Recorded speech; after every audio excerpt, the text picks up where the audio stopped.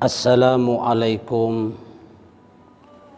warahmatullahi wabarakatuh.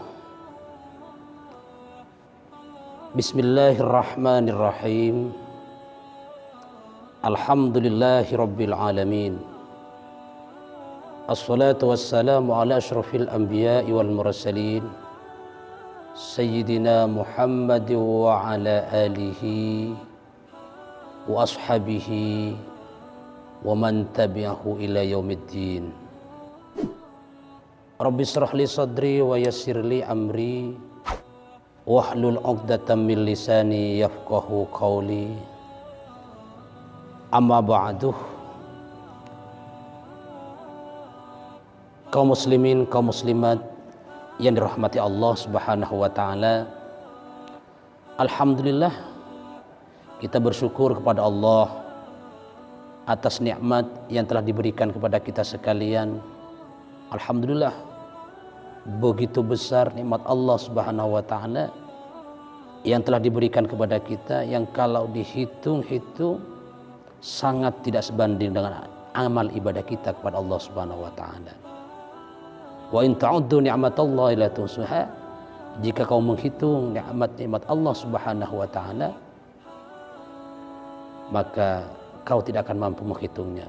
Apa artinya? Bahwa betapa besar nikmat Allah Subhanahu wa taala yang telah diberikan kepada kita. Kaum muslimin, kaum muslimat rahimakumullah.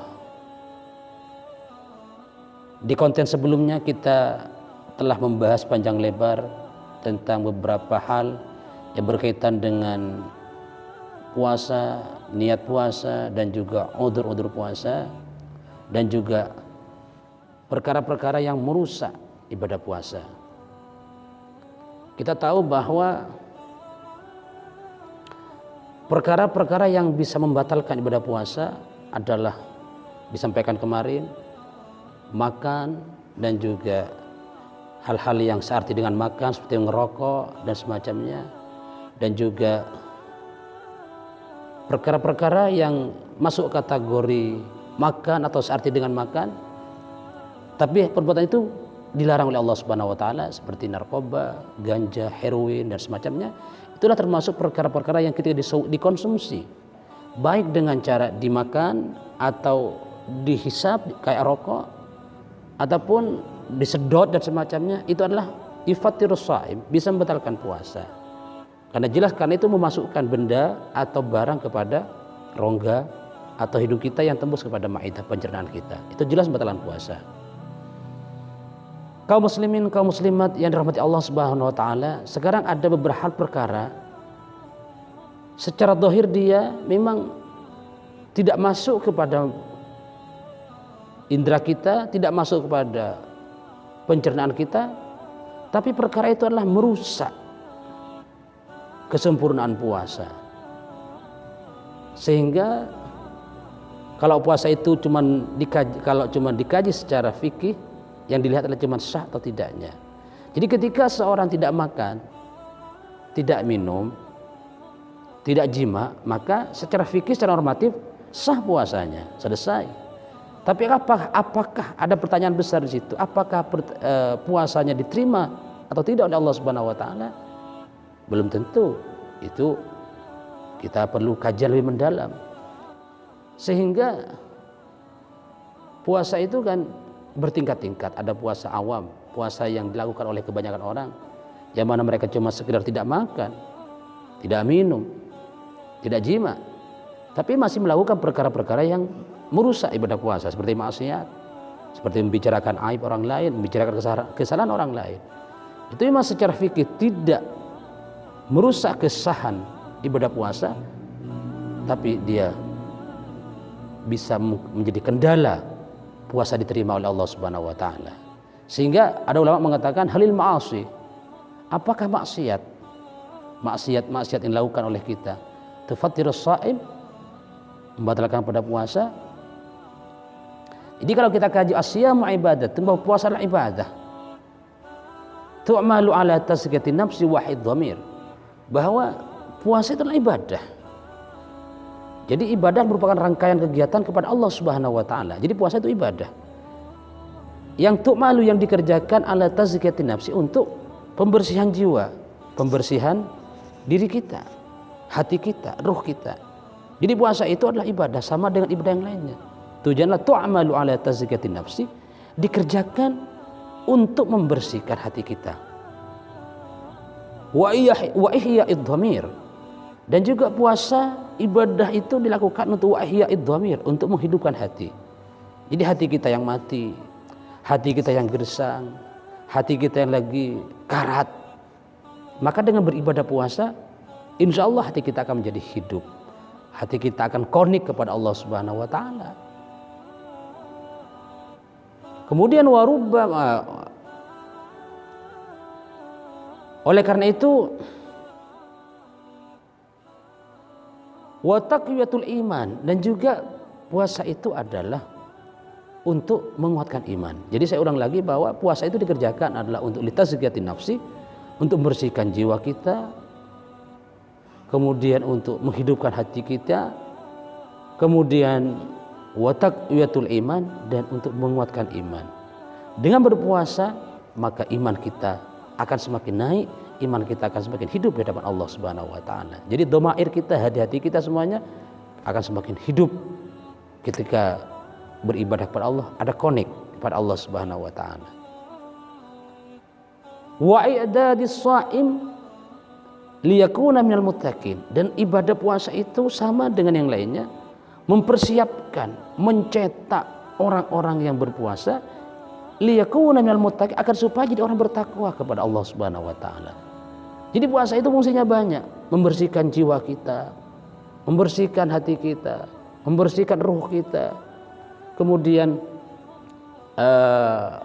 puasa itu menghidupkan hati, menguatkan iman, dan menyiapkan diri kita menjadi orang yang bertakwa kepada Allah Subhanahu wa Ta'ala. Oleh karena itu kita dituntut untuk betul-betul menjaga agar puasa kita di samping sah juga diterima oleh Allah Subhanahu wa Ta'ala. Puasa yang sah secara fikih belum tentu diterima oleh Allah Subhanahu wa Ta'ala. Tapi kalau puasa sudah diterima oleh Allah, insya Allah fikihnya sah. Kaum muslimin, kaum muslimat yang dimuliakan Allah Subhanahu wa Ta'ala, sehingga Allah berfirman Al-Quran, kutiba alaikumus syiyam kama kutiba alal ladzina min qablikum la'allakum tattaqun. Puasa itu diwajibkan kepada kalian sebagaimana diwajibkan pada orang-orang sebelum kalian, la'allakum tattaqun, agar kalian bisa bertakwa kepada Allah Subhanahu wa Ta'ala. Kaum muslimin, kaum muslimat yang dimuliakan Allah, walihada, oleh karena ini, karena puasa itu adalah fungsinya untuk mencetak manusia yang bertakwa, membersihkan hati, menyiapkan orang yang beriman kepada Allah Subhanahu wa Ta'ala, menguatkan iman dan semacamnya. Walihada, oleh karena itu, oleh karena ini, maka yajibu, wajib, katanya, ayyunazziha amma yujrihuhu, maka wajib bagi orang yang berpuasa membersihkan diri, menghindarkan diri dari perkara-perkara yang bisa merusak, melukai atau mencederai puasa kita. Contohnya maksiat. Maksiat itu memang secara fikih memang tidak ada bahwa yang membatalkan puasa adalah makan, minum, berjima, tidak ada maksiat. Tapi maksiat itu bisa mencederai, bisa melukai, bahkan bisa merusak kesempurnaan puasa kita. Sehingga puasa itu ada tiga, ada puasa awam, ada khawas, ada khawasul khawas. Jadi puasa yang khawasul khawas, di samping kita tidak makan, tidak minum, semua anggota badan kita berpuasa, telinga, hidung kita berpuasa, tapi lebih-lebih dhamair, hati kita, kalbu kita juga berpuasa kepada Allah Subhanahu wa Ta'ala. Berpuasa dari apa? Dari perkara-perkara yang tidak irdi Allah, sombong, riya, takabur, sum'ah dan semacamnya. Itu kalau dibawa berpuasa, maka puasa kita tidak berkualitas di hadapan Allah Subhanahu wa Ta'ala. Kaum muslimin, kaum muslimat yang dirahmati Allah Subhanahu wa Ta'ala, wa yajibu ayyunazziha amma yujrimuhu wa yuhdimuhu, menjaga dari perkara-perkara yang bisa merusak, melukai, dan bisa menghancurkan dan merobohkan pondasi-pondasi puasa kita di hadapan Allah Subhanahu wa Ta'ala. Oleh karena itu, wa yajibu ayyasuna sam'ahu, maka wajib orang Islam itu menjaga sam'ahu, telinganya, dijaga dari mendengar kata-kata atau perbuatan-perbuatan yang tidak diridhai Allah Subhanahu wa taala, wa basarahu, dan ma'rifatnya, mata juga dijaga. Dari apa? Dari melihat perkara-perkara yang tidak diridhai Allah, dalam tanda kurung diharamkan oleh syariat. Kemudian wajawarihuhu, dan semua anggota badannya dijaga, amma haramallah, dari perkara-perkara yang diharamkan oleh Allah Subhanahu wa ta'ala. Kaum muslimin, kaum muslimat yang dirahmati Allah, mudah-mudahan kita berharap kepada Allah Subhanahu wa taala kita mampu menjaga puasa kita, mampu melestarikan puasa kita, bukan cuma tidak makan, bukan cuma tidak minum, tapi anggota badan kita, indera kita berpuasa, hati kita berpuasa, sehingga betul-betul puasa kita diterima oleh Allah Subhanahu wa taala dan mampu mengantarkan kita menjadi hamba-hamba Allah yang muttaqin, hamba-hamba Allah yang bertakwa kepada Allah Subhanahu wa taala. Amin Allahumma amin. Demikian kajian kita pada hari ini.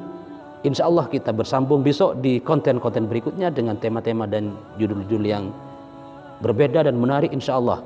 Terima kasih atas segala perhatiannya. Mohon maaf atas segala kekurangan.